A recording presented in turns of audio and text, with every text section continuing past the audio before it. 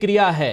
क्या supreme court ने जो इलेक्टोरल बॉन्ड पर को असंवैधानिक घोषित किया, उस पर रोक लगा दी चुनावी चंदे पे, उसके बाद की प्रतिक्रिया है या कुछ और है? ये सब कुछ हम इस पर चर्चा कर रहे हैं, इस वक्त चर्चा कर रहे हैं, क्योंकि एक बहुत बड़ी प्रेस कॉन्फ्रेंस कांग्रेस की तरफ से होती है। उस प्रेस कॉन्फ्रेंस में बताया जाता है कि न सिर्फ कांग्रेस पार्टी के, यूथ कांग्रेस के और तमाम कांग्रेस के जितने भी अकाउंट्स हैं उसको फ्रीज कर दिए गए हैं, बल्कि 210 करोड़ रुपए का जुर्माना भी लगाया गया है।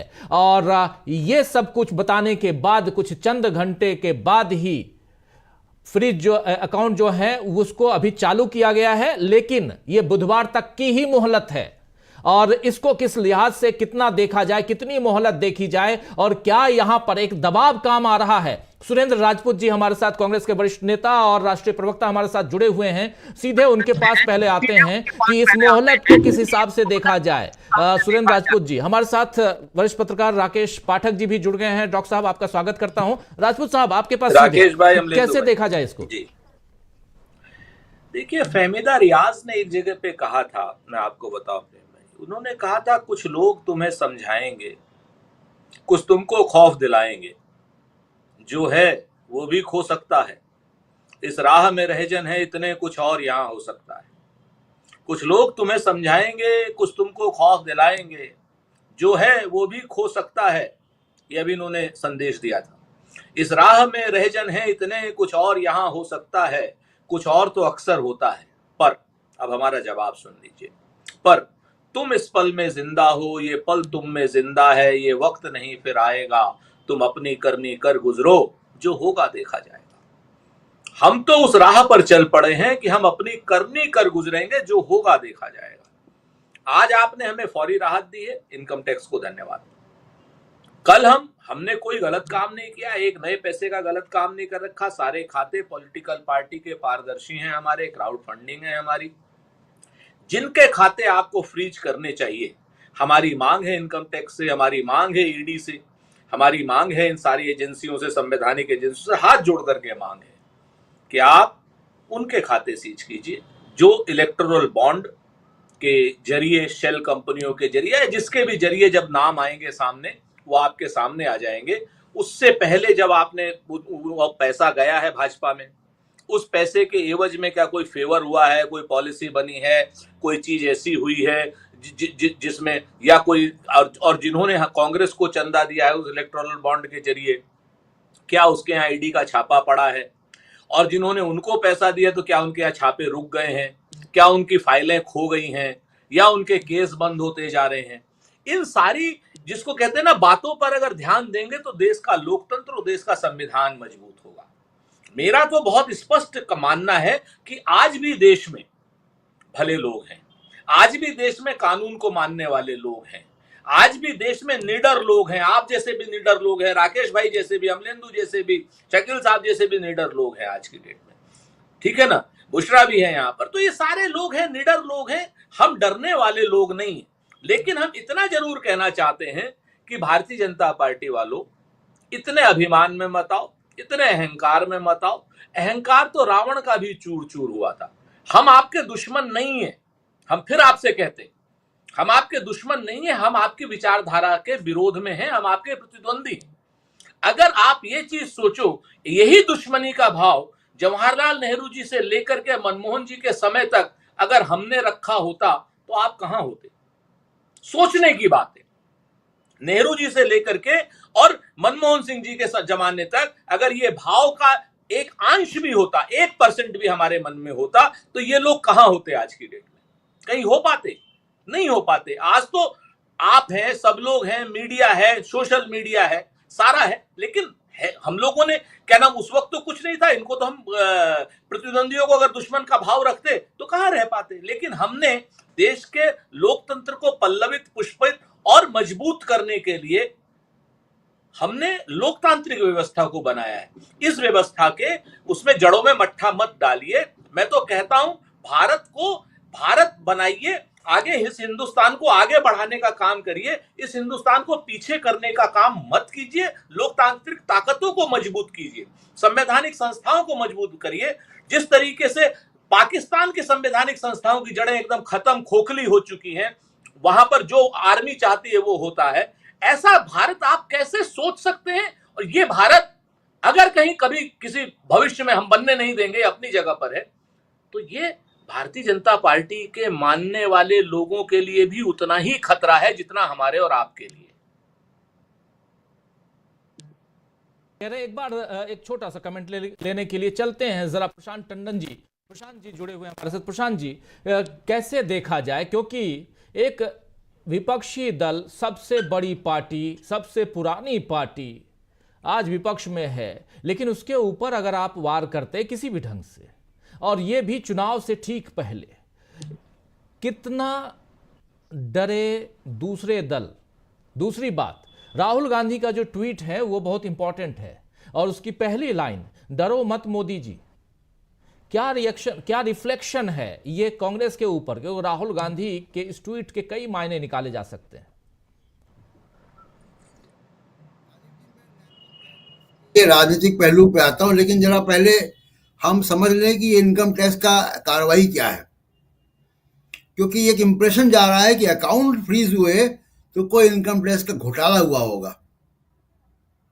और इसके पहले कि फेक न्यूज की फैक्ट्रियां चालू हों, मैं बड़ा साफ बता दूं कि सेक्शन 13A के तहत सभी पॉलिटिकल पार्टियां जो रजिस्टर्ड हैं, यानी रिप्रेजेंटेशन पीपल्स एक्ट के सेक्शन 29A के तहत जो रजिस्टर्ड पॉलिटिकल पार्टियां हैं, इनकम टैक्स एक्ट के सेक्शन 13A के तहत किसी भी प्रकार के इनकम टैक्स से एग्जेम्प्टेड है, उनको छूट है।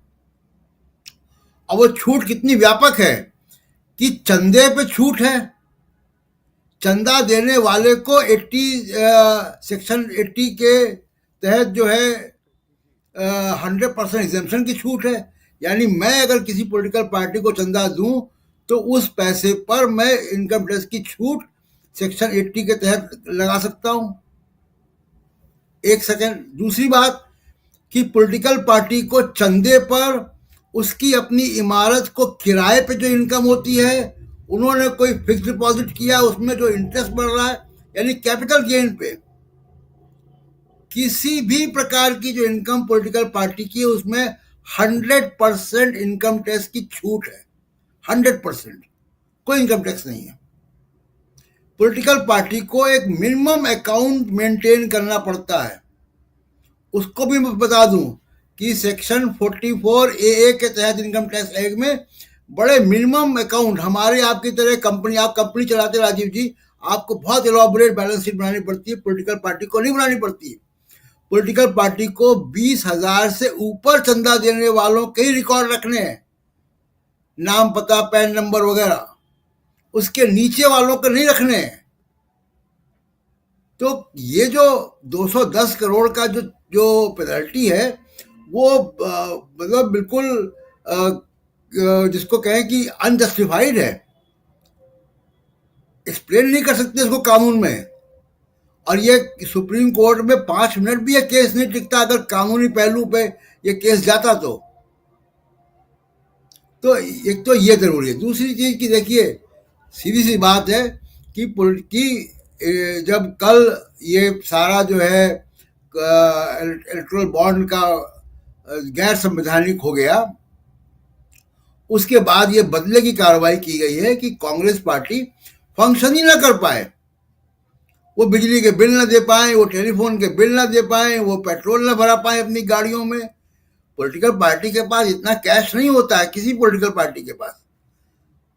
वो उनकी सैलरियां होती हैं, उनके तमाम खर्चे होते हैं, वेंडर्स के पैसे होते हैं। तो ये जो कार्रवाई है बहुत भयंकर रूप से अलोकतांत्रिक है, पहली बात। और दूसरा कि अनैतिक है। आपका मंशा दिखा रही कि आप इस देश में संवैधानिक लोकतंत्र के ही खिलाफ हैं, क्योंकि बगैर पॉलिटिकल पार्टी के, registered political party, national political party, सबसे पुरानी पॉलिटिकल पार्टी, उसके बगैर आप भारत के लोकतंत्र की कल्पना कर सकते हैं? और तीसरी और आखिरी बात राजीव जी, इस देश में एक जमात है, मैं उनके विरुद्ध नहीं हूं, एक बात कह रहा हूं केवल। एक जमात है, आपके घर में बच्चा पैदा हो, आपके घर में विवाह हो, आपके घर में आप नया दफ्तर ले लें, जैसे अभी कुछ दिन पहले आपने लिया, या नए घर में आप जाएं तो कुछ लोग आपके दरवाजे आ जाते हैं, परफॉर्मेंस देते हैं और वो बिना कुछ लिए जाते नहीं हैं। बिल्कुल यही जमात खड़ी हो गई है इनकम टैक्स, ईडी, सीबीआई के तौर पे कि जैसे ही इलेक्शन आता है ये दरवाजे पे आ जाते हैं और परफॉर्मेंस देते हैं अपनी। अब इस परफॉर्मेंस पे रोक लगनी चाहिए। राजीव जी जी बिल्कुल बिल्कुल सही आप कह रहे हैं, इस परफॉर्मेंस पर रोक लगनी चाहिए। और इस बीच हमारे साथ जुड़ गए हैं गुरदीप सिंह सप्पल। सप्पल साहब, आपका स्वागत करता हूं और सीधा आपके पास ही आना चाहता हूं, फिर डॉक्टर राकेश पाठक जी आपके पास आऊंगा। गुरदीप सिंह सप्पल साहब, जरा समझो आपसे कि ये क्या क्रिया की प्रतिक्रिया है। कल इलेक्टोरल बॉन्ड पे फैसला आता है, आप लोग उस पे बिल्कुल अग्रेसिव मोड पे आकर मोदी सरकार पे हमला बोलते हैं और जो सुप्रीम कोर्ट से फैसला आता है उसके बाद आज आपके फ्रीज हो जाते हैं अकाउंट्स, सारे अकाउंट्स फ्रीज हो जाते हैं। हालांकि थोड़ी सी एक छोटी सी मोहलत मिली है बुधवार तक की, वैसी खबर आ रही है कि आईटी ट्रिब्यूनल ने अब जो फ्रीज अकाउंट है उसको खोल दिया है, लेकिन बुधवार तक के लिए खोला है। 210 करोड़ रुपए का जुर्माना भी यहां ठोका जाता है कांग्रेस के ऊपर। कैसे इसको देखते हैं? और चुनाव के लिहाज से, चूंकि 3 सप्ताह के बाद चुनाव की घोषणा होगी, उस लिहाज से यह कितनी बड़ी चोट पार्टी के ऊपर है? तो इस घटना को कल की घटना से सिर्फ जोड़कर देखेंगे तो मुझे लगता है कि सही निष्कर्ष पर नहीं पहुंचेंगे। जो आपने शब्द यूज किया, क्रिया की प्रतिक्रिया, अगर क्रिया की प्रतिक्रिया का शब्द यूज करना है तो केवल एक संदर्भ में हो सकता है कि हम लोकतांत्रिक व्यवस्था के पैरोकार हैं। कांग्रेस पार्टी ने देश में लोकतंत्र बनाया, ये हमारी क्रिया है, और उनकी प्रतिक्रिया है लोकतंत्र को खत्म करना। ये क्रिया और प्रतिक्रिया इस संदर्भ में है, और ये इसलिए बोल रहा हूं कि लोकतंत्र की जिम्मेदारी जो होती है वो केवल राजनीतिक दल की नहीं है, इस देश की जनता की भी है। इस देश की जनता को आज ये समझना होगा कि किस तरह से पिछले 10 साल के अंदर, 12 साल के अंदर लोकतंत्र को एक एक करके खत्म करने की कोशिश हुई। सबसे पहले आप अगर सिलसिलेवार ढंग से समझेंगे तो सबसे पहले कांग्रेस पार्टी को बदनाम किया गया फर्जी घोटालों के नाम से, जो आज 12-13 साल के बाद पूरे देश को मालूम है वो फर्जी थे। दूसरी बात, जब वो सरकार में आई, मोदी सरकार बनी, तो पूरे मीडिया को कंट्रोल कर लिया गया कि विपक्ष की आवाज ही नहीं पहुंचे। तीसरी बात, जहां संभव हुआ ईडी और सीबीआई का इस्तेमाल करके हमारे मजबूत लोगों को तोड़ने की, उनको डराने की, उनको या तो घर बिठाने की या भारतीय जनता पार्टी में ले जाने की साजिशें रची गई, और साथ ही प्रलोभन इस्तेमाल हुआ, चुनी हुई सरकारों को गिराया गया। ये सारे अलोकतांत्रिक कदम थे, और अब फाइनल स्टेज पे ये लोग आ गए हैं जब इनको दिख रहा है कि देश की जनता त्रस्त है आज की तारीख में बेरोजगारी से और महंगाई से, और वो सच्चाई नहीं है, वो गुलाबी सच्चाई नहीं है जो आज दिखाई जा रही है मीडिया के द्वारा। सच्चाई अलग है इस देश के अंदर। तो ये अंतिम अब उस पे आ गए हैं कि इस देश के अंदर विपक्ष रहे ही नहीं। अगर विपक्ष का अकाउंट आप फ्रीज कर देंगे और बहुत ही एक बिल्कुल फर्जी नहीं कहूंगा, बिल्कुल मामूली सा एक इशू उठा के, 5 साल पहले का आपने इशू उठाया। इशू क्या है? एक इशू है कि आपने रिटर्न जो जमा करनी थी, जो पेपर जमा करने थे चुनाव के, 2019 के चुनाव के, वो करीब 40 दिन देर से जमा किए। ये बात तो इनकम टैक्स डिपार्टमेंट 1 साल बाद भी कह सकता था, 2 साल बाद भी कह सकता था। ठीक चुनाव के पहले आपने उसको उठाया और बोला इसकी वजह से हम अकाउंट फ्रीज कर रहे हैं। और दूसरी बात जो उन्होंने कही कि 14,40,000 रुपया कैश में जमा हुआ, जबकि वो कैश जमा हुआ, ये बात सच है, सिर्फ 14 लाख हुआ। 14 लाख के कैश जमा होने पे पूरी पार्टी के अकाउंट फ्रीज कर दिए जाएं, ये तो अपने आप में एक अजूबा सा लगता है। लेकिन वो जो जमा हुआ वो सांसदों की सैलरी थी, जो कांग्रेस के सांसद थे उन्होंने अपने नाम के साथ पैन नंबर के साथ जमा किया। पैन नंबर के साथ जमा किया हुआ कैश इलीगल नहीं होता, ये पूरा देश जानता है। हर व्यक्ति जो जाता है बैंक में 50,000 से ऊपर जमा करता है, वो पैन नंबर देना पड़ता है उसको। कांग्रेस पार्टी के सांसदों की सैलरी थी। तो इस बात को बहाना बना के ठीक चुनाव के पहले कांग्रेस पार्टी को एक अपंग करने की जो कोशिश की है कि जब मुख्य विपक्षी दल ही देश में नहीं होगा तो चुनाव लड़ेगा कौन और हराएगा कौन, ये कोशिश हो रही है। और ये कोशिश एक एक करके मोदी सरकार, भारतीय जनता पार्टी दोनों मिलकर ये जो कोशिश कर रहे हैं कि इस देश से लोकतंत्र का सफाया हो जाए और केवल एक पार्टी रहे, केवल और केवल एक नेता रहे। पार्टी का कहना है कि कानून के तहत हम ये जो प्रक्रिया चल रही है वो है, और कांग्रेस कहीं ना कहीं यहां पर एक इशू क्रिएट करने की कोशिश कर रही है। इसको कैसे देखते हैं? देखिए, इस देश में बहुत आम जनता ये जानती है कि बहुत बार अगर पुलिस को किसी को फंसाना होता है तो वो टिफिन चोरी में जेल में भेज देते हैं। कहीं पे कहते हैं कि गाय को छेड़ा उसके लिए जेल में चला जाए। तो कानून तो इस देश में ऐसे ऐसे हैं कि जिसमें जिसको चाहे आप कोई सजा दे सकते हैं, और ये इस कानून का दुरुपयोग होना और कानून का प्रयोग होना, ये दो अलग अलग चीज होती है। कानून का दुरुपयोग इस तरह से किया गया है कि हम एक राष्ट्रीय पार्टी हैं, देश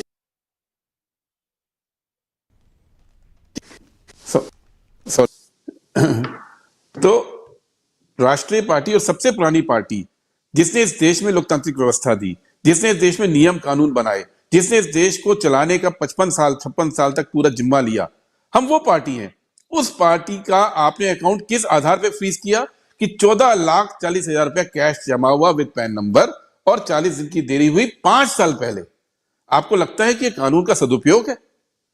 या ये वही कहानी है जिसके तहत कानून का दुरुपयोग एक आम पुलिस वाला, एक कोई सब इंस्पेक्टर या थानेदार किसी को पकड़ के जेल में बंद करना होता है तो कुछ भी आरोप लगा के बंद कर देता है? ये वैसी घटना है क्या? कानून व्यवस्था जो है वो ये डिमांड करती है कि कानून का जो पालन हो वो सही नियत के साथ हो।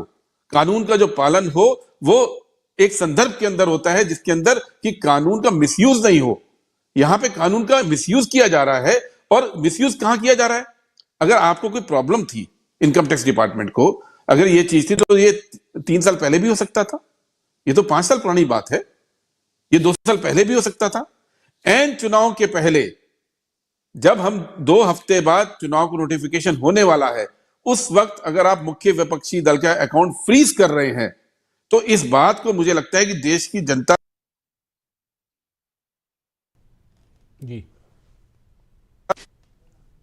पूरी तरह इसको समझ सकती है।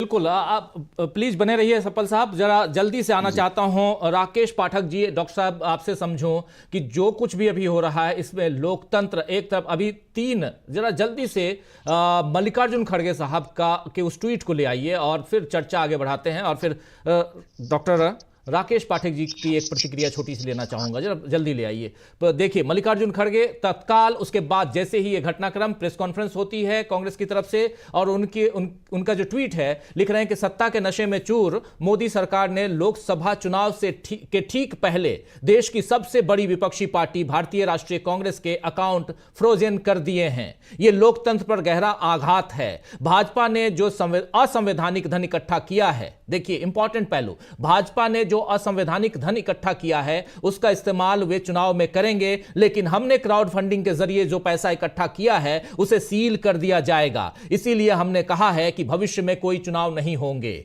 हम न्यायपालिका से अपील करते हैं कि इस देश में मल्टी पार्टी सिस्टम को बचाएं और भारत के लोकतंत्र को सुरक्षित करें। हम सड़कों पर उतरेंगे और इस अन्याय व तानाशाही के खिलाफ पुरजोर तरह से लड़ेंगे। ये यहां कह रहे हैं मल्लिकार्जुन खड़गे, कांग्रेस के नेशनल प्रेसिडेंट, जो बात अपनी रख रहे हैं। आना चाहता हूं इसी ट्वीट के साथ सीधे डॉक्टर राकेश पाठक। डॉक्टर साहब, यहां पर एक बहुत इंपॉर्टेंट पहलू, बीजेपी के पास जो धन है उसका वो उपयोग करेगी। दूसरा, आने वाले समय में, क्योंकि अभी आप याद कीजिए कि कुछ दिन पहले मल्लिकार्जुन खड़गे साहब ने अपने कार्यकर्ताओं को जब वो संबोधित उन्होंने किया था, शायद मुझे ध्यान आ रहा है कि उड़ीसा में, तो उन्होंने कहा था कि देश को, अगर देश के लोकतंत्र को बचाना है, आगे भी चुनाव हो तो अभी से लग जाइए, और नहीं तो आगे आने वाले समय में शायद चुनाव भी ना हो।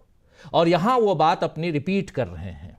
और एक उदाहरण है जो फ्रीज किया गया इनका अकाउंट, कैसे देखते हैं यहां पे, और ये चिंता जो है वो कितनी यहां पर अगर देखा जाए तो कितना ज्यादा मुश्किलें आने वाले समय में इस देश की जनता के लिए, न सिर्फ कांग्रेस पार्टी, देश की जनता के लिए खड़ी कर सकती है। जी राजीव जी, आपने शुरू में शायद प्रशांत जी से बातचीत में डर शब्द का इस्तेमाल किया था। मैं इस पूरे घटनाक्रम को, जो कुछ आज हुआ है या पिछले कुछ समय से देश में हो रहा है, जलील आली का एक शेर है, क्या क्या दिलों का खौफ छुपाना पड़ा हमें, खुद डर गए तो सबको डराना पड़ा हमें, अपने दिए को चांद बताने के वास्ते बस्ती का हर चराग बुझाना पड़ा हमें। नरेंद्र मोदी खुद इतने डरे हुए हैं और उनका जो समर्थक तंत्र है पूरा, जिसमें ये सारी संवैधानिक संस्थाएं हैं जिनकी जिम्मेदारी है लोकतंत्र को बचाना, ये सब मिलकर उनके दिए को चांद बताने के लिए लगे हुए हैं और बाकी के बस्ती के जितने चिराग हैं सबको बुझाने पर आमादा है। भारतीय राष्ट्रीय कांग्रेस इस देश के लोकतंत्र का एक ऐसा ही चिराग है जो 100-125 साल से जल रहा है और उसे एन चुनाव के वक्त उस दिए में से, उस चिराग में से तेल को निकाल लिया जाए और उसे बुझाने की पूरी कोशिश की जाए, तो ये इसलिए है कि सत्ता में बैठे लोग डरे हुए हैं। भारतीय जनता पार्टी, नरेंद्र मोदी, ये खुद इतने डरे हुए हैं कि लगातार ऐसी गलतियां कर रहे हैं कि जनमानस को भी अब समझने में देर नहीं लगेगी कि आखिर चल क्या रहा है। हम सब जानते हैं कि हमारा चुनाव, हमारी पूरी निर्वाचक प्रणाली कितनी महंगी हो गई है। धनबल, बाहुबल, जनबल सब लगता है उसमें, और धनबल इतना महत्वपूर्ण है, वो हम सब जानते हैं कि जिस तरह से इलेक्ट्रल बॉन्ड में 5,000 करोड़ 6,000 करोड़ बीजेपी के पास आए और कांग्रेस के पास बहुत मामूली धन आया, तो चुनाव में जाते समय ये संसाधन खत्म कर दिए जाए। मैं सैन्य विज्ञान का विद्यार्थी हूं। राजीव जी, कहा जाता है सेना पेट के बल चलती है। पेट के बल चलने का आशय होता है उसके जो लॉजिस्टिक्स हैं, उसके संसाधन है, आपूर्ति है, रसद है।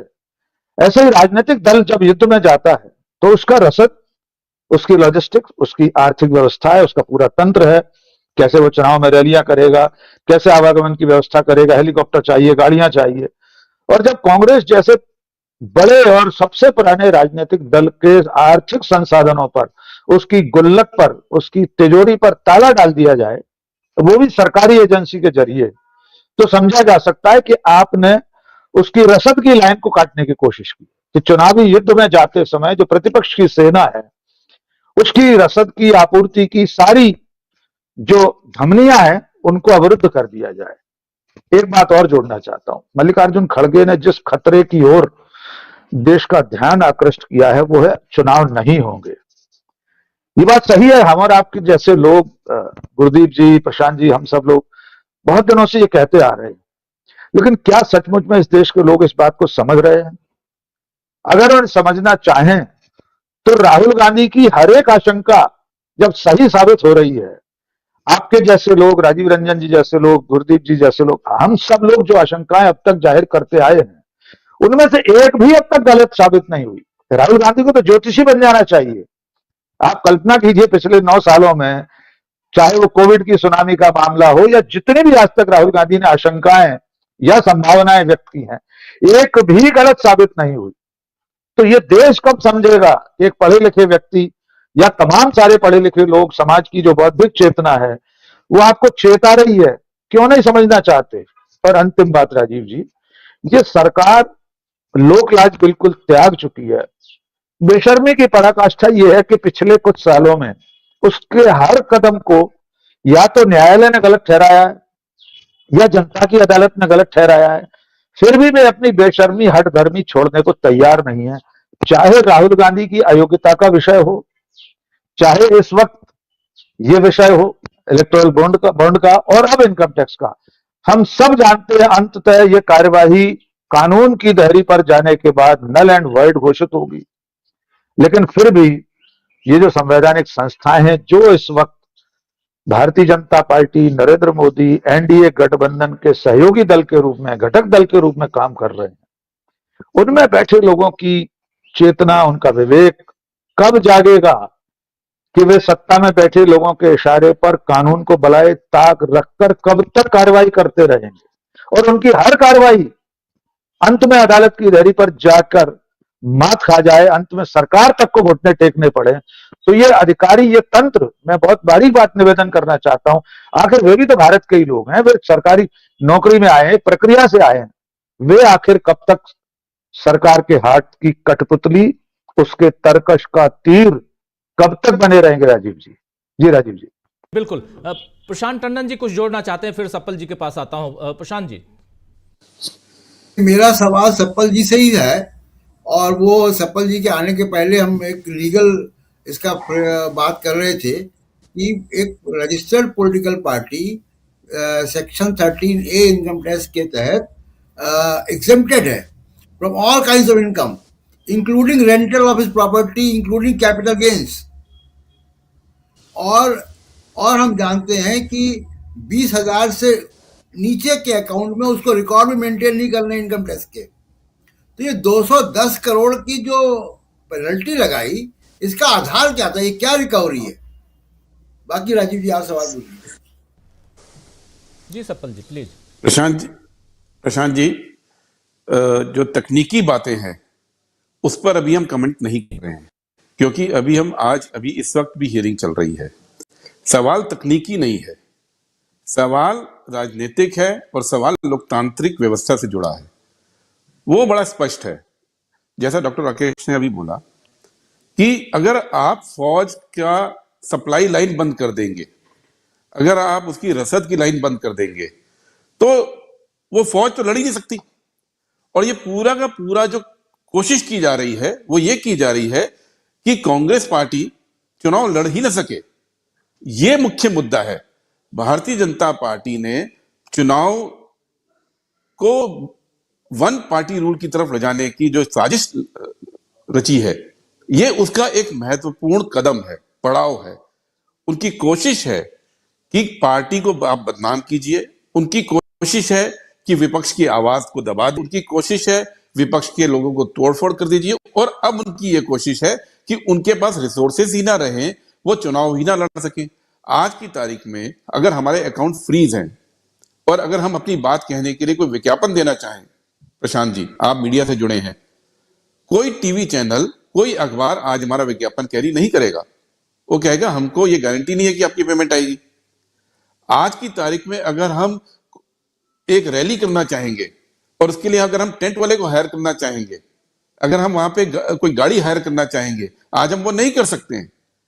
आज की स्थिति इन्होंने ये कर दी है कि कांग्रेस पार्टी ना कोई विज्ञापन दे सके, कांग्रेस पार्टी ना कोई गाड़ी हायर कर सके, कांग्रेस पार्टी ना कोई बड़ी रैली कर सके, जो लोग अपनी सहमति से कर सकें वो कर सकें। तो वो जो सिचुएशन क्रिएट कर रहे हैं वो ये क्रिएट कर रहे हैं कि चुनाव में आपको अपंग बना दिया जाए। और ये तब कर रहे हैं जब, जैसा कि सभी आज कह रहे हैं, सारे पॉलिटिकल कमेंटेटर्स ने आज ये बात की कि कल ही सुप्रीम कोर्ट का जजमेंट आया। एक तरफ आप इस देश में काले धन की व्यवस्था को लीगलाइज करने के लिए और रिश्वतखोरी को लीगलाइज करने के लिए इलेक्टोरल बॉन्ड लेके आए, और दूसरी तरफ आपने केवल इस टेक्निकल आधार पे कि 14 लाख रुपए कांग्रेस पार्टी को कैश में मिले, पैन नंबर के साथ मिले हालांकि, और 40 दिन की देरी हुई पेपर जमा करने पे, उसको आधार बना के आप कांग्रेस पार्टी को चुनावी प्रक्रिया से बाहर करना चाहते हैं। ये मुद्दा है। तो हम अभी टेक्निकल मुद्दे पे नहीं जा रहे हैं। मैंने जैसा कहा कि अभी इस देश के अंदर कुछ बड़े नेता अपोजिशन के जेल में हैं। यूपी में आप जानते हैं क्या क्या आरोप लगे हुए हैं, कि टिफिन चोरी किया था, कि बकरी चोरी की थी। तो अगर आरोप ही लगाने हैं तो आरोप तो कहीं से भी लगते हैं। तो इश्यू आरोप लगाने का नहीं है, नियत का है, इंटेंट का है। सवाल यह है क्या मोदी सरकार, क्या भारतीय जनता पार्टी यह मानती है कि लोकतंत्र में विपक्ष की पार्टियों को लड़ने की अनुमति होनी चाहिए? क्या वो ये मानते हैं कि जो लेवल प्लेइंग फील्ड जिसको हम बोलते हैं लोकतांत्रिक व्यवस्था में, कि सभी राजनीतिक दलों के पास एक लेवल प्लेइंग फील्ड हो, उसको वो मानते हैं? क्या इनकम टैक्स डिपार्टमेंट आज वो लेवल प्लेइंग फील्ड का गला घोट रहा है और केवल एक तरफ का रास्ता तैयार कर रहा है? और क्यों कर रहा है? क्योंकि उनके राजनीतिक आकाओं ने उनको आदेश दिया है। क्या ईडी और सीबीआई का इस्तेमाल लगातार लेवल प्लेइंग फील्ड को खत्म करने के लिए किया जा रहा है? जब ये लेवल प्लेइंग फील्ड ही नहीं रहेगा, लोकतंत्र केवल इसलिए नहीं पनपता है कि उसमें कोई विपक्षी पार्टी होती है, लोकतंत्र व्यवस्था के अंदर पनपता है। नेहरू जी की कांग्रेस पार्टी की सबसे बड़ी देन इस देश में क्या रही कि जब उनके पास सुपर पावर थी। आज Modi ji in terms of seat, in terms of vote percentage आज भी वहां तक नहीं पहुंचे जितनी सीटें नेहरू जी को मिलती थी, 360 370 के ऊपर, और तब तो 542 सीट मिली थी, 490 सीट होती थी। वहां तक आज नहीं पहुंचे। 400 सीट राजीव जी के टाइम पे मिली थी, आज तक मोदी वहां नहीं पहुंचे हैं। जितने परसेंट वोट वहां पड़ते थे कांग्रेस को, 47%, 48%, बीजेपी अभी 37% पे ही है। अगर उस ताकत का इस्तेमाल कांग्रेस पार्टी ने या हमारे पहले प्रधानमंत्री नेहरू जी ने इसी तरह यूज किया होता जो आज मोदी कर रहे हैं, तो क्या इस देश में लोकतंत्र पनपता? जबकि कांग्रेस पार्टी ने तो ताकत का इस्तेमाल किया था कि व्यवस्थाएं बने, ताकत का इस्तेमाल किया था कि इंडिपेंडेंट व्यवस्थाएं बने, ताकत का इस्तेमाल किया था कि छोटी से छोटी पार्टी भी चुनाव लड़ सके, बिना डर के लड़ सके। और सिर्फ व्यवस्था नहीं बनाई थी, सबको प्रोत्साहित भी किया कि आप लोकतांत्रिक व्यवस्था के अंदर आइए। यहां तक कि इस देश में जो इंसर्जेंट ग्रुप्स थे, चाहे वो असम में रहे हो, चाहे वो मणिपुर में रहे हो, चाहे कहीं रहे हो, उनको भी प्रोत्साहित करती थी कांग्रेस पार्टी कि आप आइए, चुनावी प्रक्रिया में आइए, लोकतंत्र ही इस देश को बचाएगा, लोकतंत्री व्यवस्था बेस्ट व्यवस्था है। ये कांग्रेस पार्टी की कंट्रीब्यूशन रही। और मोदी और भारतीय जनता पार्टी उससे बिल्कुल भी इत्तेफाक नहीं रखते हैं। वो आजादी के पहले भी इत्तेफाक नहीं रखते थे, आरएसएस के बनने के बाद और संविधान बनने के बीच में कोई एक डॉक्यूमेंट आरएसएस का नहीं है जो लोकतंत्र के पैरोकारी करता हो। कोई एक वक्तव्य आरएसएस का नहीं है जो ये कहता हो कि देश में लोकतांत्रिक चुनाव व्यवस्था होनी चाहिए, सबके लिए वोट होना चाहिए। कोई एक डॉक्यूमेंट आरएसएस का 25 से लेके 50 के बीच में नहीं है जो ये कहता हो कि जब आजादी आएगी, अपनी स्वराज की सरकार होगी, तो बोलने की आजादी होगी। वो नहीं कहते थे। आरएसएस और कांग्रेस के बीच का जो संघर्ष तब चल रहा था, अब वो कांग्रेस की बनाई हुई लोकतांत्रिक व्यवस्था का इस्तेमाल करके ये लोग सत्ता में आ गए हैं, और सत्ता में आने के बाद अब वो उस व्यवस्था को खत्म कर रहे हैं। और आज जो किया गया है वो उस व्यवस्था को खत्म करने की दिशा में, जिसको कहते हैं फाइनल स्टेप्स ले रहे हैं। इसलिए कांग्रेस अध्यक्ष खड़गे जी ने इतना स्ट्रांग भाषा इस्तेमाल की है, अभी 10 दिन पहले अपने भाषण में बोली थी, क्योंकि हमें दिख रहा था क्या हो रहा है, हमको मालूम था क्या चीजें ये कर रहे हैं। और इसलिए आज हम देश के लोगों से अपील कर रहे हैं कि देखिए, लोकतंत्र को बचाने की जिम्मेदारी केवल राजनीतिक पार्टी की नहीं होती है। हम तो मैदान में लड़ रहे हैं, तमाम आक्षेपों के बावजूद, तमाम जो निराशा का माहौल देश में तैयार किया जाता है उसके बावजूद लड़ रहे हैं, तमाम ईडी सीबीआई से जूझते हुए लड़ रहे हैं, बिना रिसोर्सेज के लड़ रहे हैं, अपने घर परिवार को खतरे में रख के लड़ रहे हैं। ये हमारी जिम्मेदारी है। लेकिन लोकतंत्र के लिए जब तक जनता नहीं मैदान में उतरेगी, जब तक जनता ये जिम्मेदारी नहीं लेगी कि लोकतंत्र हमको चाहिए, तो राजनीतिक दल अकेले लोकतंत्र को बचा लेंगे, ये समझना ठीक नहीं है। आज अपील जनता से है कि लोकतंत्र आपके लिए बना था, आपकी आवाज के लिए बना था, आपको ये आवाज मुखर करनी पड़ेगी, इस लोकतंत्र को बचाइए। सप्पल जी, लेकिन एक इंपॉर्टेंट पहलू यहाँ यह है कि अब नैरेटिव ये सेट किया जा रहा है कि आपने, कांग्रेस पार्टी ने टैक्स की चोरी की, कानूनों का उल्लंघन किया और इस कारण फ्रीज कर दिए, तो अब आप लोग चीख रहे हैं, चिल्ला रहे हैं। इस नैरेटिव को कैसे दूर करेंगे? देखिए राजीव जी, देश को यह भी समझना होगा कि 1,76,000 करोड़ की घोटाले, 1,86,000 का कोल घोटाले से करते करते अब 14 लाख रुपए के इनकम टैक्स के कैश की पेमेंट तक ये आ गए। तो कांग्रेस पार्टी को भ्रष्ट साबित करने के लिए शुरू कहां से हुए थे कि 2.25 लाख करोड़ का 2G, 2.25 लाख करोड़ का कोल घोटाला हुआ। 10 साल सत्ता में रहने के बाद कुछ साबित नहीं कर पाए। एक व्यक्ति पे कोई आज तक निर्णय आया कांग्रेस पार्टी के खिलाफ? और आप जिसको कहते हैं कि अब चूचू का मुरब्बा लेके अब आप वो साबित करना चाह रहे हैं कि 14 लाख रुपए कांग्रेस पार्टी ने कैश में जमा किए थे, जैसे भारतीय जनता पार्टी के पास कभी कैश आया नहीं, उनके आरएसएस के पास अकाउंट तक नहीं है। आरएसएस जो संस्था, दुनिया की सबसे बड़ी संस्था जिसको भारतीय जनता पार्टी बोलती है, उसके पास विधिवत अकाउंट नहीं है, उनके पास कोई ट्रेजरार नहीं है। वो पूरा चंदा इकट्ठा करते हैं, जाके देखिए जब दशहरे का फंक्शन होता है उनका, और वो चंदा इकट्ठा करते हैं, किसमें इकट्ठा करते हैं? वो लोग हमें बोलेंगे कि आपने 14 लाख रुपए लिए इसलिए आप करप्ट पार्टी हो गए।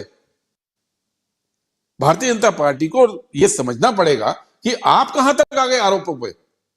आपके अंदर इतनी, आप 10 साल तमाम दुरुपयोग किए, पूरा मीडिया आपके कब्जे में था, ईडी सीबीआई आपके कब्जे में थी, जिसको चाहा जैसे चाहा आपने उठाया, जिसको चाहा जैसे चाहा उस पर केस किया, जिसको चाहा जैसे चाहा उसको जेल में रखा। कई लोगों को अब कई साल हो गए बेल एप्लीकेशन नहीं होती है, पूरा देश जान रहा है ना। इस तमाम पावर के बाद वो एक करप्शन का चार्ज 10 साल में कांग्रेस पार्टी में सिद्ध नहीं कर पाए। एक चार्ज बताइए मुझे, आपकी भी ड्यूटी बनती है कि आज इस प्रोग्राम में बताइए कि कौन सा ऐसा चार्ज है जिसमें कि वो साबित कर पाए कि कांग्रेस पार्टी करप्ट थी। उल्टा जो हमारे ऊपर चार्ज लगाए, आदर्श घोटाले, व्हाइट पेपर में लिखा और 2 दिन बाद उनको सांसद बना लिया, अशोक चौहान जी को। यह पार्टी, भारतीय जनता पार्टी, झूठ बोलती है, झूठ फैलाती है। और आज वो ये कहना चाहते हैं कि 2G में कुछ नहीं मिला, कोल में कुछ नहीं मिला, वो जो 3.5 लाख करोड़ की हमने बात की थी उसमें कुछ नहीं मिला, 20 लाख करोड़ का जो काला धन कांग्रेस के टाइम पे विदेशों में था वो आज झूठ बोलते हैं, वो नहीं मिला। 14,40,000 रुपए के लिए कांग्रेस पार्टी का हम पूरा अकाउंट फ्रीज कर रहे हैं। आप देश को ये बताना चाहते हैं, ये नैरेटिव बीजेपी सेट करेगी और ये देश मान लेगा? मुझे नहीं लगता कि देश के आम व्यक्ति की जो बौद्धिक क्षमता है उस पर हमको क्वेश्चन मार्क लगाना चाहिए। मैं आज अभी एयरपोर्ट से आया हूं, जब मैं उतरा तो मुझे शकील जी का फोन आया था और उसके बाद टॉप फोन उन लोगों के आ रहे हैं जो कांग्रेस के साथ कोई ताल्लुक नहीं रखते, जो बहुत जगह पे भारतीय जनता पार्टी के वोटर हैं, मेरे यार दोस्त, मेरे कॉलेज के दोस्त, नॉन स्टॉप, यानी क्या हो गया मोदी जी को, क्या हो गया बीजेपी को। ये वो लोग बोल रहे हैं कि 14 लाख रुपए की कैश डिपॉजिट के लिए आप कांग्रेस पार्टी का अकाउंट फ्रीज कर दोगे। ये डिलेड, अगर आपने पेपर जमा किए तो कल आप कोई भी पेपर इस देश के अंदर कोई आम नागरिक डिले जमा करेगा, आप तो उसको कुछ भी एक्शन ले लोगे। ये व्यवस्था बना रहे हैं। और मुझे ये मेरा पक्का विश्वास है कि ये जो इन्होंने आज किया है, मुझे नहीं लगता कि आम व्यक्ति इसको नहीं समझ रहा है, आम व्यक्ति इसको समझ रहा है। सवाल सिर्फ इतना है कि ये कांग्रेस पार्टी पे अटैक नहीं है, ये समझाने की जरूरत है, ये लोकतंत्र पे अटैक है। ये अटैक इसलिए हो रहा है कि इस चुनाव के अंदर मुख्य विपक्षी दल कांग्रेस पार्टी चुनाव लड़ ही ना सके। अब बताइए हम कैसे चुनाव लड़ेंगे? हमारे अकाउंट फ्रीज है, हमारे कैंडिडेट्स को हमने पैसा देना होता चुनाव लड़ने के लिए, जो लीगल पैसा है, लीगल इलेक्शन कमीशन का डिक्लेयर्ड होता है, हम कैसे पैसा भेजेंगे उनको? वो कहां से चुनाव लड़ेंगे? आज हम कोई भी अपना पब्लिसिटी कैंपेन करना चाहेंगे, हम कैसे करेंगे? आज हम कोई भी ट्रैवल हमारे नेता करना चाहेंगे देश में, वो कैसे करेंगे? कैसे करेंगे मुझे बताइए। आज कांग्रेस अध्यक्ष को जाना है, राहुल जी को जाना है, बाकी नेताओं को जाना है, उनको ट्रैवल करना है। आज एयर टिकट नहीं खरीद सकते हम, आज हम एक टैक्सी बुक नहीं कर सकते हैं। तो आप ये कहना चाहते हैं कि 14 लाख रुपए कैश जमा करने की जो इनका आरोप है, उसके बदले में इस देश में कांग्रेस पार्टी को चुनाव नहीं लड़ने देना चाहिए? ये मेरा सवाल है। और ये भी स्पष्ट एक बार फिर कर दूं, एक बार फिर स्पष्ट इस पे है, जी जी बता दीजिए। एक बात और स्पष्ट कर दूं। जी जी सप्पल साहब कुछ कह रहे हैं। एक बार फिर से दोबारा बोल रहा हूं, पहले भी बोल चुका हूं इस प्रोग्राम में, ये 14,40,000 रुपया भी सांसदों की सैलरी से आया था। जितने कांग्रेस पार्टी के सांसद थे उन्होंने चुनाव के पहले अपनी अपनी 1 महीने की सैलरी कांग्रेस पार्टी को दी थी, और वो कैश में थी और पैन नंबर के साथ और नाम के साथ दी थी। तो ये भी इलीगल कतई नहीं है।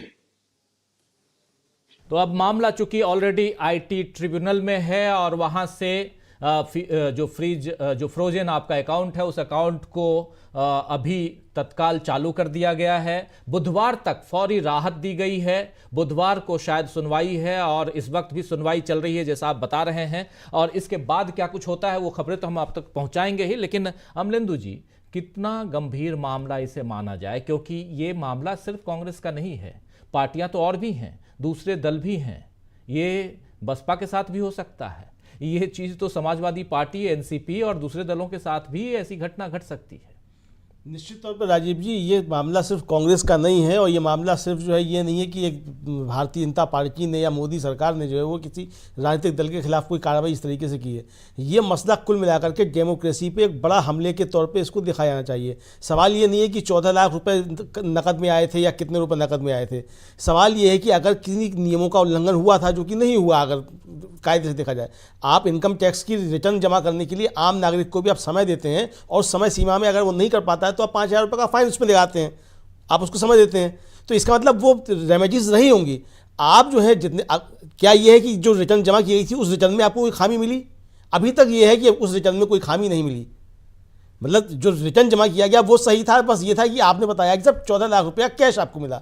तो ये 210 करोड़ का मामला कहाँ से बन जाता है? लेकिन जिस तरीके से इसको किया गया है राजीव जी, और जो समय इसका लिया गया है, वो खास तौर से ये है कि भारतीय जनता पार्टी का जो भ्रष्टाचार समझा जा रहा था सुप्रीम कोर्ट के आदेश के बाद, कि अब वो सब चीज़ें सामने आएंगी, और ये चीज़ें सामने आएंगी कि जिन लोगों ने चंदे दिए थे उनको क्या क्या फ़ायदे सरकार से मिले हैं, ये चीज़ें अगर सामने आ जाएंगी तो मामला खटाई में पड़ सकता है। इससे लोगों का ध्यान हटे और लोग जो है ये कहने लग जाएंगे देखिए कांग्रेस जो है ये कर रही थी इसलिए जो सरकार ने कार्रवाई की, और मोदी सरकार तो जो एकदम वो पाक साफ है, वो एकदम सब चीज़ें ठीक है, इसके लिए किया गया। दूसरी बात राजीव जी ये कि जो देश जिस दिशा में बढ़ रहा है, खड़गे जी ने जिस बात को कहा था, हम लोग उसकी चर्चा काफ़ी समय पहले से इस तरीके की करते रहे हैं कि ये जो परिस्थितियां देश के अंदर बन रही हैं, ये हम चीन की तरफ जा रहे हैं या नॉर्थ कोरिया की तरफ जा रहे हैं। चीन में भी 57 पार्टियां हैं राजीव जी, विपक्ष में 57 पार्टियां हैं, लेकिन किस तरीके की चीन की व्यवस्था है आप देख सकते हैं, वहाँ किस तरीके की पार्टियां हैं, मतलब व्यवस्था है।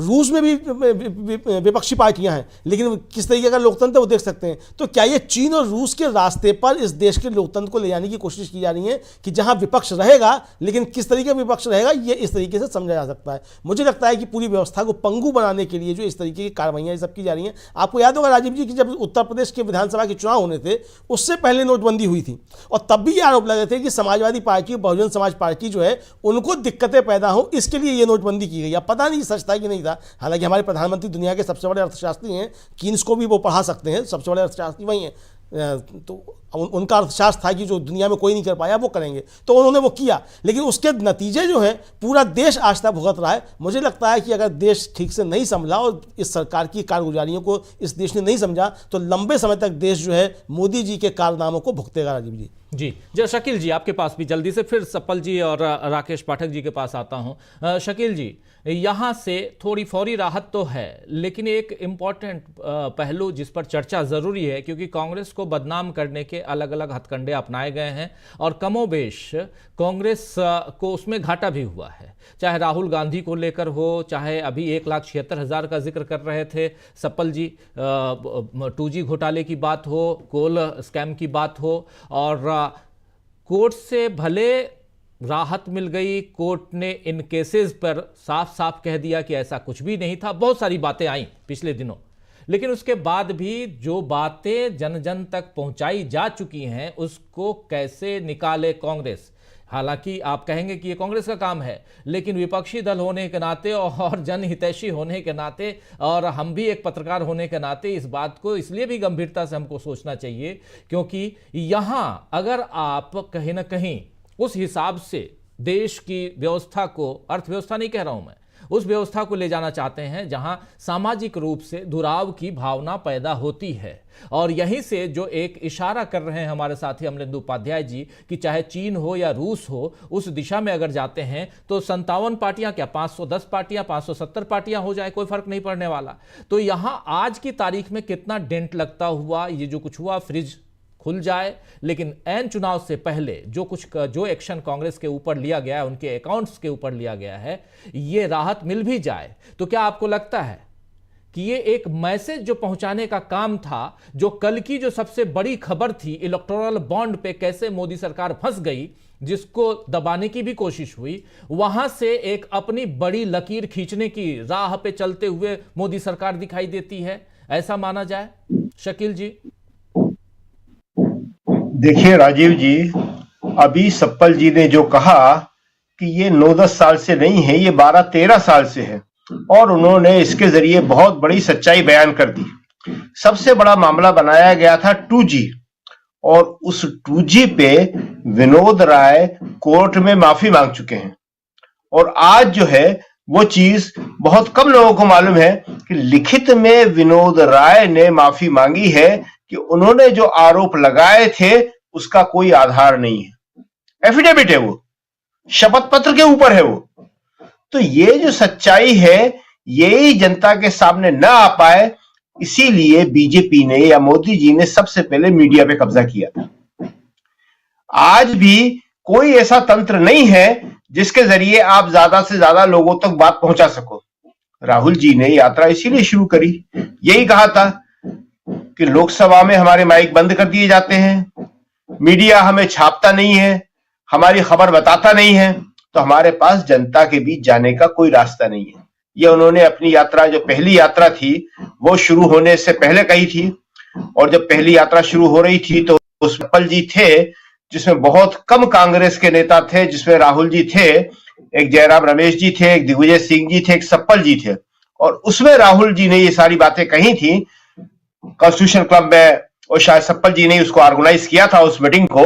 तो उसमें उन्होंने कहा था ये बात कि हमारे पास और कोई रास्ता नहीं है, लेकिन आज की तारीख में अगर मीडिया बिल्कुल एक तरफा दिखाएगा तो ये कांग्रेस के लिए भी और किसी भी विपक्षी दल के लिए बहुत मुश्किल हो जाएगा कि अपनी बात कैसे पहुंचाए। लेकिन फिर भी कांग्रेस जो है इस बात में काफी हद तक सफल हो रही है। राहुल अपनी यात्रा के जरिए सफल हो रहे हैं। सप्पल जी जैसे जो कांग्रेस के नेता हैं वो इतने अच्छे तरीके से अपनी बात पेश करते हैं, जैसा भी इन्होंने कहा कि क्या क्या कारण रहे। ये कोई तकनीकी मामला नहीं है। बहुत अच्छी बात कही है सप्पल जी ने कि इसको तकनीकी मामले के तौर पे न देखकर हमें यही देखना चाहिए कि किस तरह कांग्रेस को चुनाव में भाग लेने से कमजोर किया जा रहा है। लेकिन यहां हम एक बात और देखते हैं कि ये एक ऐसा मौका है कि जब कांग्रेस के कार्यकर्ता को और कांग्रेस के नेताओं से आशय हमारा उनसे है जो अभी भी कई बार ढुलमुल रवैया अपना लेते हैं। उन्हें यह बात समझ लेना चाहिए कि बचेगा कोई नहीं। ना तो इंडिया गठबंधन के सदस्य बचेंगे और न कांग्रेस के जो नेता हैं जो सोचते हैं कि हम बीजेपी के साथ चले जाएं या चुप बैठ जाएं या राहुल के खिलाफ थोड़ा सा बोल दें तो हम उससे बच जाएंगे। बचेगा कोई नहीं। 2024 के बाद अगर मोदी जी की हैट्रिक हो गई, वो तीसरी बार आ गए, तो हम ये यहां बता रहे हैं कि बीजेपी के लोग भी नहीं बचेंगे। बीजेपी के बहुत सारे नेता जो हैं उनकी भी राजनीति खत्म हो जाएगी। तो आज जी सप्पल जी कुछ कहना चाह रहे हैं? जी प्लीज सप्पल। हाँ, सप्पल जी कुछ कहना चाह रहे हैं? नहीं, आप अपनी बात पूरी कर लीजिए पहले। जी अच्छा, पूरी कर तो आज की तारीख में ये बात सबसे पहले समझने की जरूरत है कांग्रेस के नेताओं को, विपक्ष के नेताओं को और जनता को। देखिए कुछ बातें बड़ी स्पष्ट हैं और उन बातों से उम्मीद करना बेकार है कि ये गोदी मीडिया जो है ये कांग्रेस का साथ देगा या विपक्ष का साथ देगा या सच्चाई बताएगा। ये और ज्यादा क्रूर होने वाला है। जिस तरह से इसने किसानों के खिलाफ अभियान चलाया है और किसानों के खिलाफ बोला है, इस तरह बोला है कि जैसे कोई किसान शत्रु देश से आए हुए हों, दुश्मन हो। इसी तरह वो कांग्रेस के खिलाफ बोलता है। तो कांग्रेस को अपना जो है किस तरह से मीडिया के जरिए बात पहुंचाना है, वो अल्टरनेटिव मीडिया क्या हो सकता है, किस तरह से उसको कार्यकर्ताओं के जरिए बात पहुंचाना है अपनी। 2024 के चुनाव में अगर कांग्रेस इन दो बातों में सफल हो गई, एक अल्टरनेटिव मीडिया के जरिए, बहुत लोग देखते हैं इसको, लाखों करोड़ों लोग देखते हैं इसको, लेकिन इसकी बात जिस तरह से सप्पल जी ने कही है, इस तरह से कांग्रेस के बाकी नेता भी आके कहें तो बात में वजन होगा और लोगों तक पहुंचेगी। हम आश्चर्यचकित है कि ये मतलब सप्पल जी जितने अच्छे तरीके से अपनी बात पेश कर पाते हैं, करते हैं, 10-20 लोग भी इस तरह से और कर दें तो हमें लगता है कि पूरी चीजें चेंज हो जाएगी। भाई जनता को आपको नैरेटिव तो देना पड़ेगा ना। आखिर जनता के मन में क्या है? आज हम लोग जाते हैं, सब जाते हैं, जनता वही बातें हमसे पूछती है जो सुबह व्हाट्सएप के माध्यम से बीजेपी ने उसको बताई होती है। जनता कांग्रेस की बात तो जनता को मालूम ही नहीं है, विपक्ष की बात जनता को मालूम ही नहीं है, सच की बात जनता को मालूम ही नहीं है। अब आप उसको समझाओगे तो एक बार समझाने से काम नहीं चलेगा, उसको भी 4 बार समझाना पड़ेगा, क्योंकि जो व्हाट्सएप मैसेज आते हैं वो सुबह से शाम तक 10 बार मैसेज आते हैं। वो 10 बार उनको समझाया जाता है कि आज सुबह ये बोलना है, दोपहर में ये बोलना है, रिश्तेदार को ये व्हाट्सएप फॉरवर्ड करना है, दोस्तों को ये करना है, ऑफिस में ये करना है। तो इस नैरेटिव का जवाब अगर एक बार भी ठीक से दे दिया गया तो आप देखिए कि बाजी किस तरह से पलट जाएगी। और ये कांग्रेस के लिए मौका है। कांग्रेस ये समझ ले अच्छी तरह कि उसके हर रास्ते को बंद किया जाएगा, हर रास्ते को बंद किया जाएगा। लेकिन चाहे जितने रास्ते बंद कर ले, कांग्रेस के पास हमेशा जनता की ताकत रही है। और राहुल का आज का ट्वीट जो है वो सुपर है, बहुत बढ़िया है कि भूल जाएं वो लोग जो सोचते हैं कि हम धन की ताकत से राजनीति करते हैं। कांग्रेस धन की ताकत से राजनीति नहीं करती, कांग्रेस जनता की ताकत से राजनीति करती है।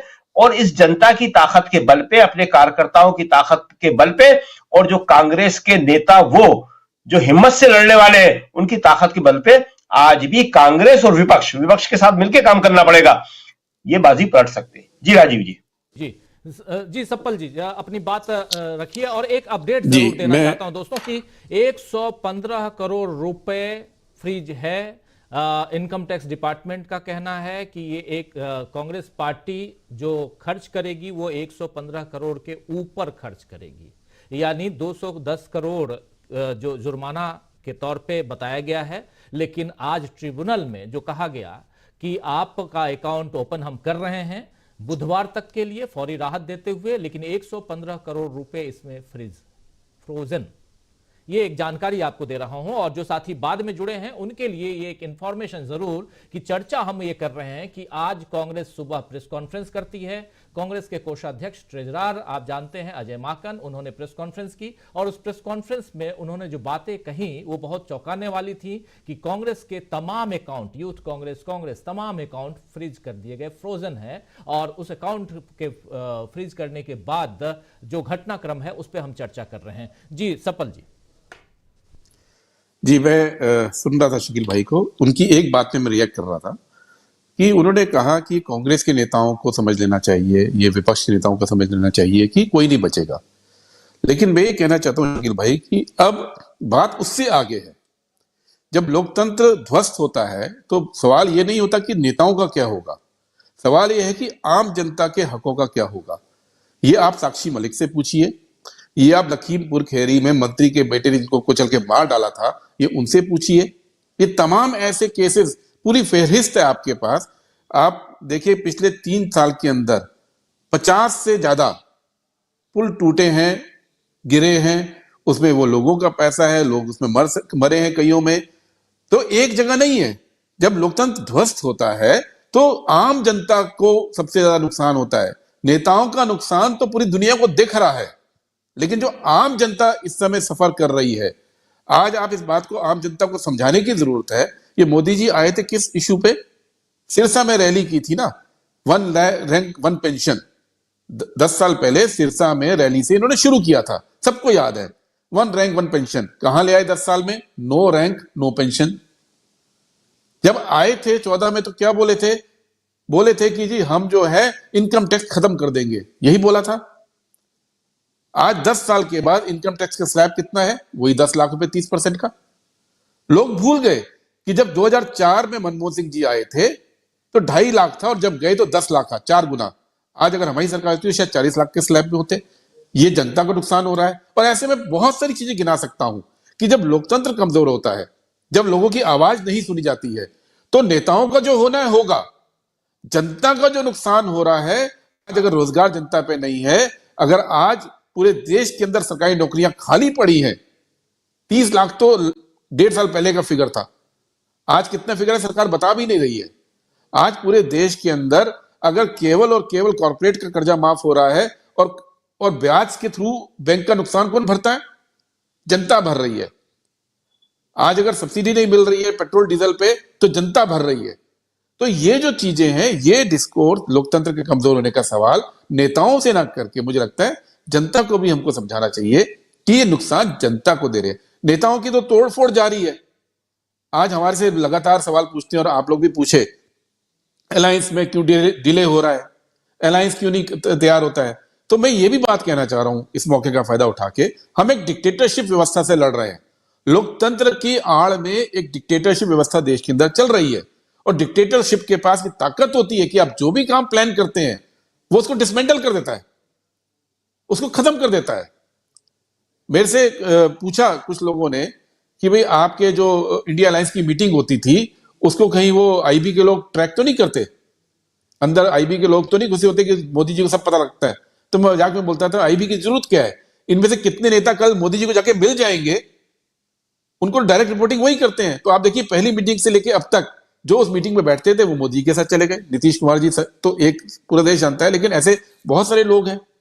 तो हम जिस व्यवस्था से लड़ रहे हैं उस व्यवस्था में लड़ने के लिए हमको ताकत देने की जरूरत है, ताकि जो उनके हथकंडे अपनाए जा रहे हैं हर लेवल पे, उन हथकंडों को हम विफल कर सके। और ये लड़ाई केवल कांग्रेस पार्टी की लड़ाई नहीं है, बस मैं इतना कहना चाहता हूं, ये लड़ाई आम जनता की लड़ाई है। जो भी व्यक्ति सोचता है कि लोकतांत्रिक व्यवस्था इस देश में होनी चाहिए, उसको हमारे साथ आना होगा बचाने के लिए।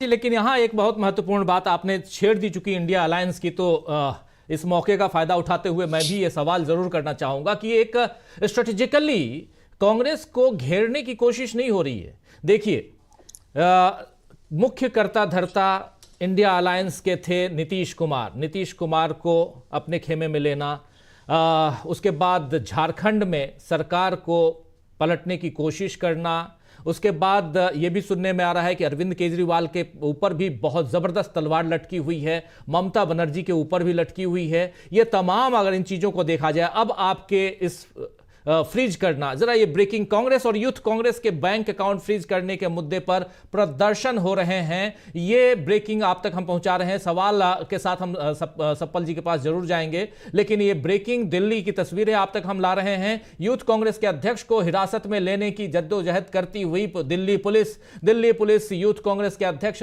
बीवी श्रीनिवास को हिरासत में लेने की कोशिश कर रही है, और अभी ये तस्वीरें सीधे दिल्ली से आप तक हम पहुंचा रहे हैं। और कांग्रेस का अकाउंट, यूथ कांग्रेस के अकाउंट्स को फ्रीज करने के बाद यह घटनाक्रम, यूथ कांग्रेस के जो नेता हैं वो उनके जो मेंबर्स हैं वो अभी सड़कों पे हैं, प्रदर्शन कर रहे हैं, और इस प्रदर्शन में यूथ कांग्रेस के अध्यक्ष को, उनके साथियों को हिरासत में लेने की कोशिश हो रही है। तो एक तरफ कांग्रेस सड़कों पे है, उधर राहुल गांधी भारत जोड़ो न्याय यात्रा निकाल रहे हैं, जो आज पहुंच रहे हैं उत्तर प्रदेश। बहुत ही अहम होगा उत्तर प्रदेश में उनका ये ठहराव, उनका ये पड़ाव। लेकिन उससे इतर यहां आज सुबह से जो खबर आई हुई है वो ये है कि कांग्रेस पार्टी के तमाम अकाउंट्स, यूथ कांग्रेस के तमाम अकाउंट फ्रीज करने के बाद कांग्रेस के ऊपर आर्थिक चोट देने की कोशिश, लेकिन ये चोट कितनी गहरी हो सकती है, इस पर हम चर्चा कर रहे हैं। जरा एक बार फिर से हमारे साथी, जो पैनलिस्ट साथी हैं, उन तक ले आइए।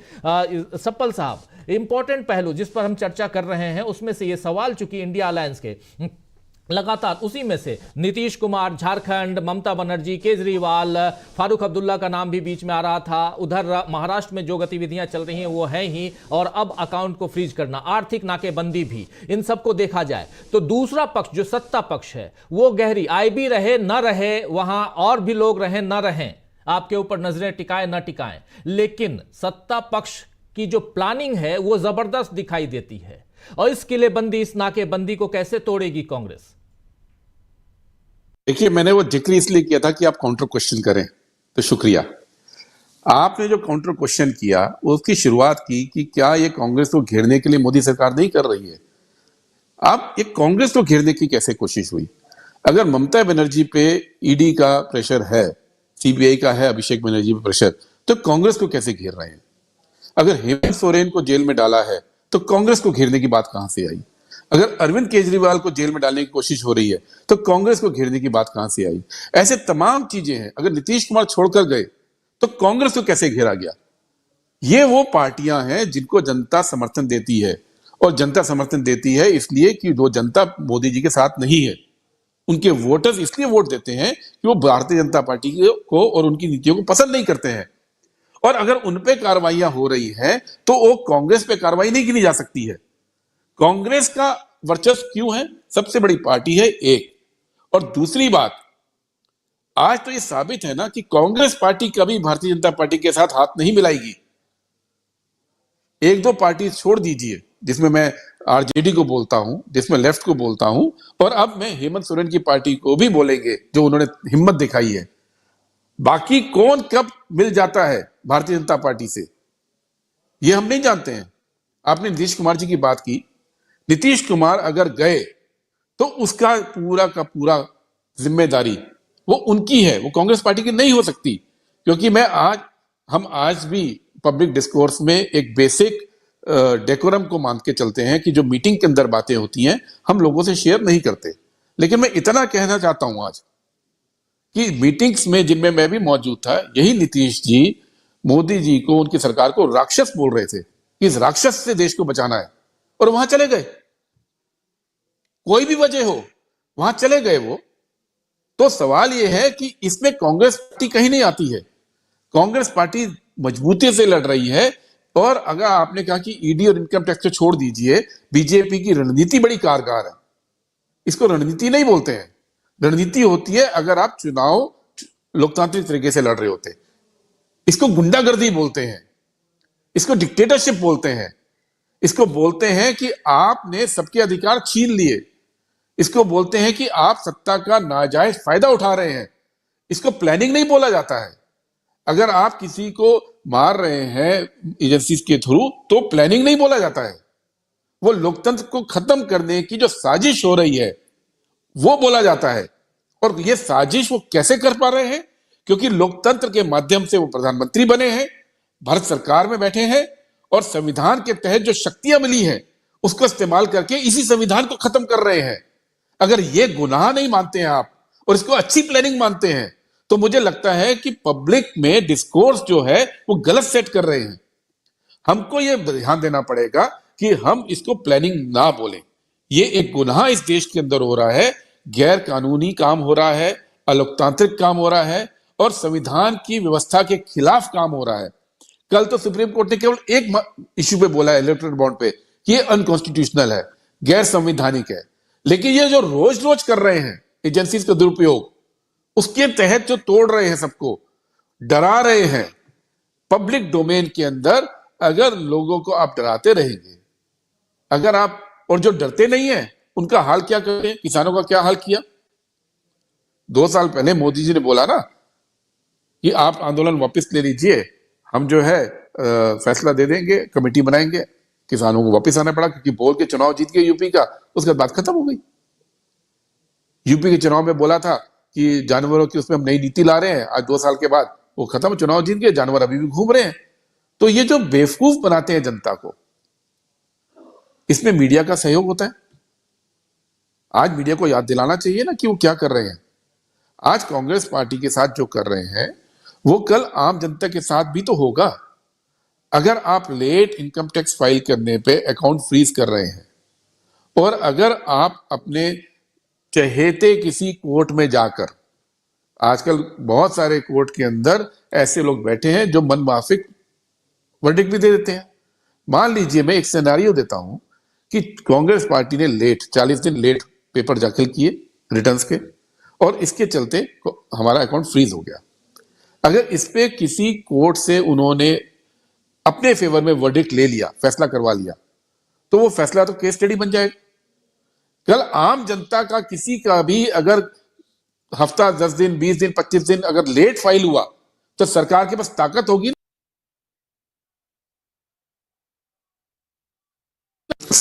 ताकत होगी उनके भी अकाउंट्स को फ्रीज करने की। ये सिर्फ कांग्रेस पार्टी तक थोड़ी बात रहेगी, बात निकलेगी तो दूर तक। सॉरी, बीच में फोन आ जाता है। तो मेरा सवाल यह है कि इसको कांग्रेस पार्टी पे जब आप सवाल पूछते हैं, और मैं जान के इस इश्यू को लाया था, वो सवाल किस संदर्भ में है, मैं जनता से, आपके दर्शकों से यह भी रखना चाहता हूं। आज जितना भी हो रहा हो, आज हमारे लोग को तोड़ रहे हैं, हमारे बड़े बड़े नेताओं को लगातार तोड़ रहे हैं, इसके बावजूद कहीं हम डर रहे हैं क्या? इसके बावजूद कहीं हम समझौता कर रहे हैं क्या? आज हमारे लोगों पे कितने केसेस फाइल कर दिए। राहुल जी को तो घर तक से निकाल दिया, घर तक से निकाल दिया, संसद से भी निकाल दिया था। इसके बावजूद कि हम लोग डर रहे हैं, हमारे पास पैसा नहीं है, कोई इंडस्ट्रियलिस्ट हमको पैसा देने को राजी नहीं होता है, उसके बावजूद हम पूरे जोर से लड़ रहे हैं। तो जो हम कर रहे हैं, हम तमाम प्रोपेगेंडा के खिलाफ, तमाम एजेंसीज के दुरुपयोग के खिलाफ, उनके विंडिक्टिव बिहेवियर के खिलाफ, हमारे यहां तोड़फोड़ करने के बावजूद कांग्रेस पार्टी अभी भी लगातार टिक कर इस लड़ाई को लीड कर रही है। और मैं केवल यह कहना चाहता हूं कि हम इस लड़ाई को लीड करेंगे, हम नहीं हिम्मत हारेंगे, हम चुनौती देंगे, हम इनको हराएंगे, लेकिन आप हमारे साथ आइए। छोटी छोटी गलतियों को बड़ा बोलकर उसको अगर आप डिस्कस करते हैं तो वो उसी में फंसते हैं जो वो चाहते हैं। डिस्कशन इस पे होना चाहिए कि 10 साल हो गए, आप एक गुनहगार को सजा नहीं दिलवा पाए हैं, पॉलिटिकल गुनहगार को आप जेल में डाल देते हैं। ईडी का कितना 0.2% आपका रिकॉर्ड है। 10 साल आपके पास सर्वाधिक सत्ता रही, आपने क्या किया देश के लिए? उनसे सवाल पूछने की जरूरत है हमको। वो सवाल पूछने पे हम डिस्कोर्स को ले जाएं, पब्लिक डिस्कोर्स को, ना कि इधर ले जाएं। हम जिस विपरीत परिस्थिति में जूझ रहे हैं, हमसे आपका साथ चाहिए, जनता का आपके माध्यम से साथ चाहिए। बस मैं इतना कहना चाहता हूं। एक जल्दी से डॉक्टर आकाश पाठक जी, क्या जो मेरा एक रिक्वेस्ट है, मैं निकल सकता हूं प्लीज? मैं जा सकता हूं? सपल साहब कुछ बोल, क्योंकि मेरे को एक मीटिंग से लगातार फोन आ रहा है, तो इसलिए मैं जा सकता हूं, अगर आप अनुमति दें तो। सवाल आप ही से ले लेता हूं जल्दी से 1 मिनट में, कि जो नैरेटिव सेट किया जाता रहा है और अभी भी सेट हो रहा है सपल जी आपके खिलाफ, जैसे आईटी का मामला हो, उसके अलावा भी बहुत सारी चीजें हैं जिस पर अब जैसे इंडिया गठबंधन का ही, कि इंडिया गठबंधन बनने से पहले बिखर गया, ये सब जो नैरेटिव है इसको कैसे काउंटर करेंगे? आपके साथ मीडिया नहीं है, आपके साथ जो भी माध्यम जिसके जरिए आप जाते हैं, और आपके ऊपर अब आर्थिक नाकेबंदी भी है इसके बाद, क्योंकि अब 2 सप्ताह 3 सप्ताह में आपको चुनाव में कूदना है। उस लिहाज से एक बहुत ही इंपॉर्टेंट सवाल यह है जो आपसे मैं जानना चाहता हूं, जिसके बारे में अभी बहुत सारी बातें आप रख चुके हैं, लेकिन अगर टू द पॉइंट अगर बात पूछी जाए कि कैसे नैरेटिव सेट करें, कैसे आप बताएंगे कि कांग्रेस बहुत मजबूत है, कांग्रेस के ऊपर जितने आरोप लगाए जा रहे हैं ये गलत है, ये गैर और ऐसे लोग लगा रहे हैं जो फायदे उठाने की कोशिश कर रहे हैं, ये राजनीति के तहत हो रहा है, ये सब कैसे आप पहुंचाएंगे जन जन तक? राजीव जी, पहले तो मैं आपको ये बता दूं कि हम डिक्टेटरशिप से जो लड़ रहे हैं, तो एक बार पहले भी इस देश में इमरजेंसी लगी, दुर्भाग्यवश कांग्रेस पार्टी की था, जिसके लिए कांग्रेस पार्टी ने सार्वजनिक खेद भी कई बार व्यक्त कर चुके हैं। लेकिन उस इमरजेंसी के खिलाफ जब चुनाव हुआ तो जनता पार्टी 1 महीना से कम समय, शायद 28 दिन पहले बनी। वो कोई 2 साल पहले बन के तैयारी नहीं होती है, लास्ट मिनट हम सब बात कर रहे हैं। आप ये यकीन मानिए कि इंडिया गठबंधन बिखरा नहीं। मैं आज इस प्रोग्राम में दावे से कह सकता हूं कि जो हम शुरू में टारगेट लेके चले कि 350 से 400 सीट पे सिंगल कैंडिडेट विपक्ष का आएगा, वो आएगा। आने वाले कुछ हफ्तों की बात है, देख लीजिएगा, इसमें कोई छुपी बात नहीं रहेगी। दूसरी बात, ये अकाउंट फ्रीज कर लें, ये कुछ कर लें, कांग्रेस पार्टी चुनाव को उसी तरह से लड़ेगी पूरे जोर से जैसे उसको लड़ना है। ये बात आज राहुल गांधी जी ने भी बोली, ये बात खड़गे जी भी स्पीच में बोल रहे हैं। आज वो ट्रेनिंग प्रोग्राम हमारा नागपुर में चल रहा है, वहां पे अभी उनकी स्पीच है, उन्होंने भी यही बात बोली कि आप कुछ कर लें मोदी सरकार, चुनाव तो हम पूरे जोर से लड़ेंगे। क्योंकि अगर 140 करोड़ की जनता में अगर 60% लोग मोदी सरकार के साथ नहीं है, ये जो लोग हैं 60% मतलब 85 करोड़ जनता, 85 करोड़ जनता जो है सब मिला के बड़े छोटे, उनकी आवाज है हम। और उसकी आवाज को ये एजेंसीज, ये अकाउंट फ्रीज करना, ये एलाइज को तोड़ लेना, ये नीतीश जी को पटा के उधर ले जा लेना, ये जयंत को पूरा यूटर्न करा देना, इस सब से वो आवाज दबेगी नहीं इस देश के अंदर। लेकिन हाँ, ये आखिरी वक्त में जो लड़ाई होनी है, आखिरी कुछ हफ्तों में है, उसमें सबको साथ आना होगा। हम अपना काम करेंगे, कांग्रेस पार्टी, कांग्रेस के लीडर्स अपना काम करेंगे। हमारी तैयारी यही है कि हम डोर टू डोर जाएंगे, जो हमने कर्नाटक में किया, जो तेलंगाना में किया, जो हिमाचल में किया, हम हर घर में जाएंगे। हमने अपनी फोकस सीट्स आइडेंटिफाई कर ली है, हम उस फोकस सीट्स पे काम कर रहे हैं जो हम जीत सकते हैं। और ये भी आपके दर्शकों को मैं बता दूं, अभी बहुत हंगामा हुआ, इंडिया टुडे का सर्वे आया, मूड ऑफ द नेशन, आप लोगों ने भी चर्चा की और प्रशांत जी को भी मैं सुन रहा था उस दिन। Mood off the nation Ram मंदिर के लहर में हुआ, और उस पीरियड में सर्वे हुआ जब नीतीश जी छोड़ के चले गए। यानी हमारा सबसे नीचे का पॉइंट बीजेपी का सबसे ऊपर का पॉइंट, और बीजेपी को बढ़ोतरी दिखाई 1 सीट की और कांग्रेस को दिखाई 17 सीट की। अपने लोएस्ट पॉइंट पे भी हम 17 सीट ज्यादा ला रहे हैं पिछली बार से, और अभी तो चुनाव शुरू नहीं हुआ है। और ये मत मानिए कि जो जनता है वो देख नहीं रही है, जनता भी साइलेंट रहती है, वो हमारे टच में भी रहते हैं, आप लोगों से भी लोग बोलते हैं, जनता में वो माहौल इनका नहीं है। और हम कांग्रेस पार्टी ना तो समझौता करेगी बीजेपी से, ना लड़ेगी, ना झुकेगी, ना समझौता करेगी, और ना ही हम डरेंगे। पैसा हो नहीं हो, ये जो हमने शुरू किया था क्राउड फंडिंग, पहली बार किया था ना, तो लोगों को लगा कि क्राउड फंडिंग हम क्यों कर रहे हैं, क्योंकि हमको तो मालूम था कि ये स्टेज आ रही है। हम अपनी मशीनरी को बिना बताए क्वाइटली गैल्वेनाइज कर रहे हैं उस दिशा में, ताकि ये कुछ भी कर ले, हम चुनाव को पूरे जोर से लड़ पाए। बहुत बहुत शुक्रिया सप्पल साहब, बहुत बहुत शुक्रिया। बहुत सारी जानकारी आपके जरिए हम लोगों ने प्राप्त की, हमारे दर्शकों ने, और बहुत सारे सवालों का आपने जवाब दिया। बहुत शुक्रिया, बहुत धन्यवाद आपका। सीधा आना चाहता हूं डॉक्टर राकेश पाठक जी आपके पास। डॉक्टर राकेश पाठक जी, सवाल यही है कि यहां से जब हम कांग्रेस का जिक्र कर रहे हैं, और आज का दिन कांग्रेस के लिए सुबह से एक ऐसी खबर लेके कांग्रेस की प्रेस कॉन्फ्रेंस हुई है, वो कहीं ना कहीं चौंकाने वाली खबर है। यहां पर एक नैरेटिव सेट करने की जो कोशिश कि कांग्रेस कमजोर है, कांग्रेस के ऊपर आर्थिक नाकेबंदी की भी बात, और उसके अलावा कांग्रेस को लेकर जितनी सारी चीजें होती रही हैं, उसमें क्या माना जाए कि एक सोची समझी रणनीति के तहत कांग्रेस को यहां कमजोर दिखाने की राह पर एक चुनाव को जहां नैरेटिव सेट करने की कोशिश मोदी जी कर रहे हैं, जहां कोई ना कोई नैरेटिव जो है वो सेट नहीं हो रहा है, राम मंदिर से लेकर भारत रत्न तक, उसके बाद फिर अबू धाबी में एक नए मंदिर का उद्घाटन, और उधर बिहार में जो कुछ हुआ, इन सब को देखा जाए तो क्या एक मोदी की तरफ से, बीजेपी की तरफ से वो अभी तक सेट होता हुआ आपको दिखाई देता है? वो नैरेटिव क्या वो सेट कर चुकी है? 2-3 सप्ताह में जब चुनाव में जाना है बीजेपी को, कांग्रेस तो अपने हिसाब से, अब देख लीजिए आपके ऊपर ये तस्वीर चल रही है, कांग्रेस के प्रोटेस्ट चल रहे हैं दिल्ली में, यूथ कांग्रेस के, लेकिन यहां कांग्रेस और बीजेपी की तुलना अगर की जाए तो कहां पाते हैं आप? ये निश्चित तौर पर भारतीय जनता पार्टी, नरेंद्र मोदी, अमित शाह, उनकी पूरी फौज चुनाव में उस तरह जाना चाहती है कि सामने कोई दिखाई न दे। वो नैरेटिव भी ऐसा सेट करना चाहते हैं, कोई लड़ाई नहीं है, कांग्रेस कहीं है नहीं मैदान में, जो बाकी क्षेत्रीय दल हैं वो उनके साथ आ चुके हैं, वगैरह वगैरह। गुरदीप जी चले गए, लेकिन मैं उन तक ये आशंका पहुंचाना चाहता हूं, इतिहास एक तरह से खुद को दोहरा रहा है।